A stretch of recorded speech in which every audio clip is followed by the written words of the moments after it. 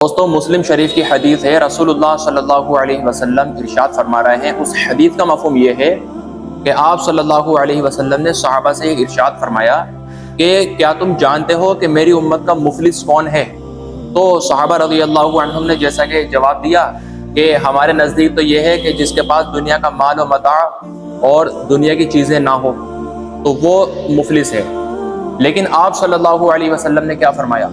آپ صلی اللہ علیہ وسلم نے یہ فرمایا کہ میری امت کا مفلس وہ شخص ہے جو قیامت کے دن بہت ساری نمازیں، روزہ، زکوٰۃ، حج، عمرے، یعنی اس کا مفہوم میں آپ کو بتا رہا ہوں، یعنی کہ بہت ساری نیک عبادتیں وہ لے کر آئے گا، اور اس کا حال یہ ہوگا کہ اس نے کسی کو تکلیف دی ہوگی، اس نے کسی کی غیبت کی ہوگی، اس نے کسی کو تکلیف دی ہوگی، کسی پر بہتان لگایا ہوگا، کسی پر الزام لگایا ہوگا، کسی کو گالی دی ہوگی، مطلب اس نے دوسروں کو تکلیف دی ہوگی۔ تو اب حال یہ ہوگا اس کا کہ جن لوگوں کو اس نے تکلیف پہنچائی، جن لوگوں کی اس نے غیبت کی، جن لوگوں کو اس نے گالیاں دی، ان کو ناحق مارا پیٹا، ان کے حقوق کو دبایا، ان کے حق کو مارا، تو وہ لوگ آئیں گے اور آ کر اس کی نیکیوں میں سے اپنے حق کے بقدر نیکیاں لے کر جائیں گے، اور جب وہ ساری نیکیاں ختم ہو جائے گی اور حق دینے باقی رہ جائیں گے، تو اب یہ ہوگا کہ جن لوگوں کے حق اس نیکی والے کے اوپر تھے، ٹھیک ہے، تو اب ان لوگوں کے گناہ اس نیکی لانے والے بندے کے اوپر ڈال دیے جائیں گے۔ تو بھائی کہاں گئی وہ ساری نیکیاں برباد ہو گئی۔ تو اب حکم یہ ہوگا کہ اس کو دوزخ میں پھینک دو۔ تو بھائی دھیان سے سنو میری بات کو، نیکیاں بنانا، نیکیاں کمانا یہ کوئی کمال کی چیز نہیں ہے، بلکہ نیکیوں کو بچا کر لے جانا، نیک اعمال کو بچا کر لے جانا، یہ کمال کی چیز ہے میرے دوستوں۔ سب سے بڑا کمال یہی ہے جو اپنے ایمان کو بنا کر لے جائے، دنیا سے بچا کر لے جائے۔ بچانا مین چیز ہے، بچانے پر فوکس کرنا چاہیے زیادہ تر۔ اگر آپ اعمال تھوڑے کرو لیکن صحیح طریقے سے کرو، اور کوئی ایسا کام نہ کرو جس سے دوسروں کو تکلیف ہو۔ ابھی آپ کو میں نے حدیث بتائی کہ جتنی بھی نیکیاں تھی وہ ساری ختم ہو گئی۔ کیوں ختم ہو گئی؟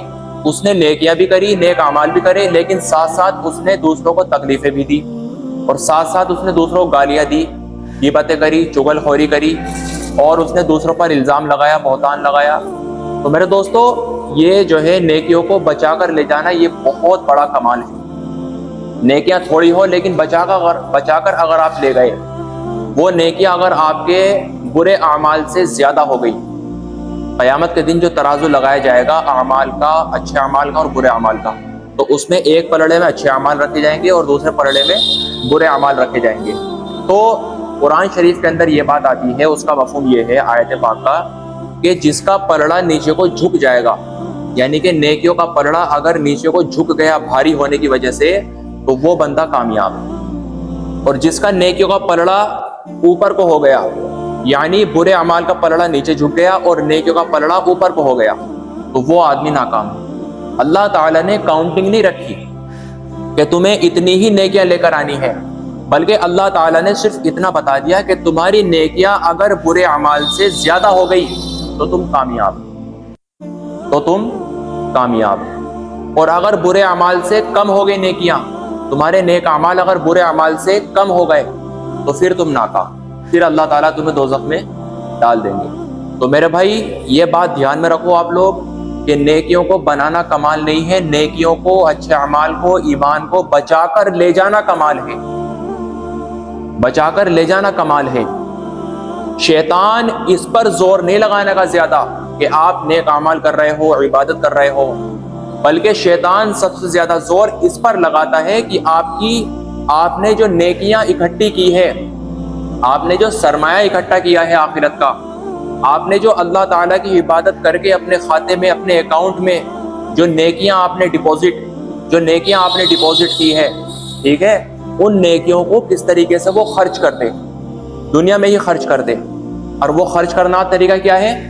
کہیں تو شیطان آپ سے کسی کو گالی دلوائے گا، جھگڑا لگوائے گا، لڑائی کروائے گا، کسی کی غیبت کروائے گا، کسی کی برائی کروائے گا، کسی کی چغل خوری کرائے گا، اور کسی کو ناحق پٹوائے گا، مروائے گا، تو ان چیزوں سے نیکیاں خراب ہو جاتی ہیں، ان چیزوں سے نیکیاں دنیا میں ہی خرچ ہو جاتی ہیں۔ تو پتہ یہ چلتا ہے کہ بندے کو قیامت کے دن نظر تو آئے گی کہ میں بہت ساری نیکیاں لے کر آیا ہوں، پہاڑ کے برابر نیکیاں لے کر کے آیا ہوں، لیکن جب وہ لوگ آئیں گے تمہارے پاس کہ بھائی تم نے ہمیں گالیاں دی تھی، تم نے ہماری غیبت کی تھی، تم نے ہمارا مال مارا تھا، تم نے ہمیں زمین میں سے حصہ نہیں دیا، ٹھیک ہے۔ آج کل کیا ہوتا ہے، بھائی باپ کی جائیداد پر قبضہ کر کے بیٹھ جاتے ہیں، باپ مر گیا تو بھائی کا کام کیا ہوتا ہے، بھائی لوگ یہ کرتے ہیں کہ باپ کی جائیداد پر قبضہ کر کے بیٹھ جاتے ہیں سانپ کی طرح، ٹھیک ہے، اور بہنوں کو وراثت دیتے نہیں، کم بخت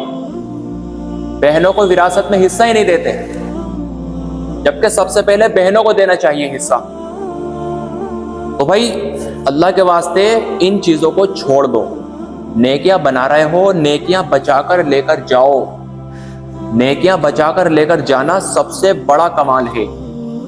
حدیث پاک کا مفہوم یہ ہے کہ جس کے دل میں رائی کے دانے کے برابر بھی ایمان ہوگا تو اللہ تبارک و تعالیٰ اس کو دوزخ سے اس کو اللہ تعالیٰ جنت میں ضرور داخل فرمائیں گے، چاہے اس کو پہلے سزا دے۔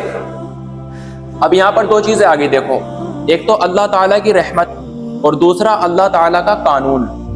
قانون تو یہ کہتا ہے کہ گناہ کرنے پر سزا دی جائے گی، یعنی کہ، اور رحمت کیا کہتی ہے اللہ کی، کہ جاؤ معاف کر دیا میں نے آپ کو۔ تو یہاں پر دو چیزیں آ گئی، اللہ تعالیٰ اگر چاہے تو آپ کو سزا دے سکتے ہیں، اور اگر اللہ تعالیٰ چاہے آپ کو دوزخ سے بچا کر ڈائریکٹ جنت میں داخل کر سکتے ہیں۔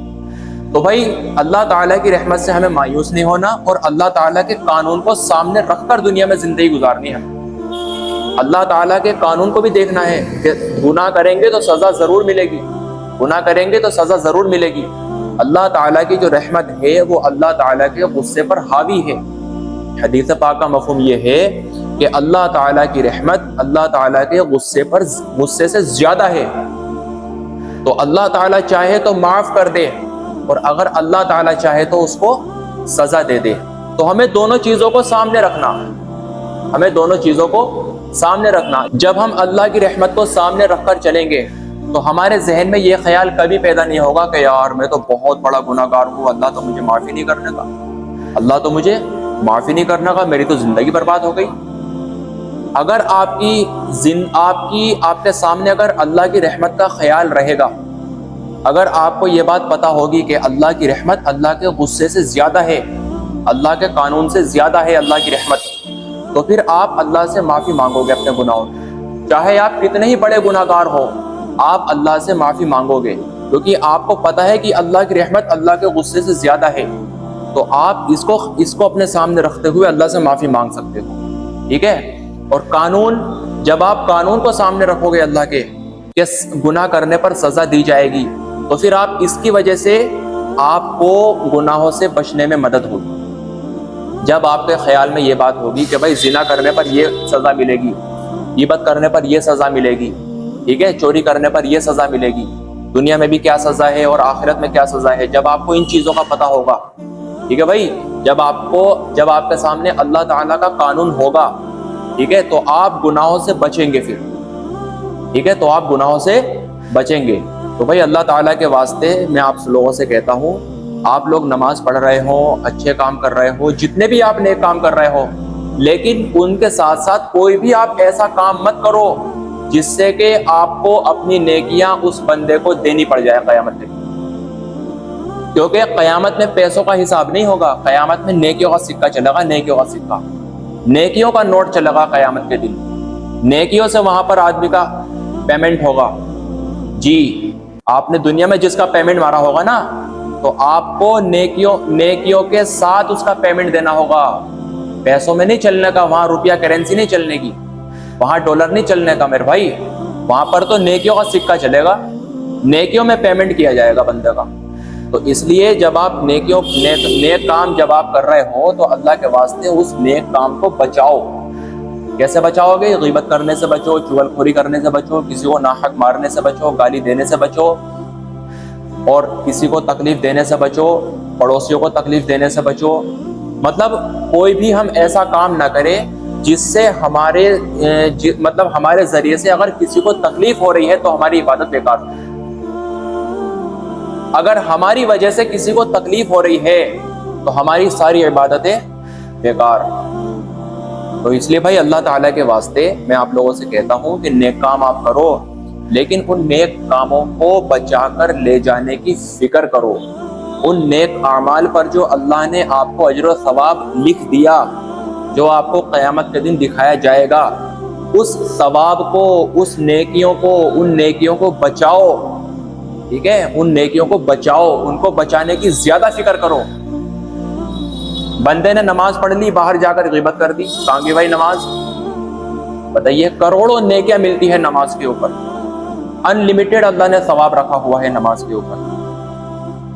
نماز پڑھی، باہر گیا، فوراً غیبت کر دی، شروع کر دی، کسی کو گالی دے دی، کسی کو مار دیا، پیٹ دیا، کسی پر ریپٹ لگا دیا، تو فوراً اس کی نماز کہاں گئی؟ نماز ختم ہو گئی نماز اس کی.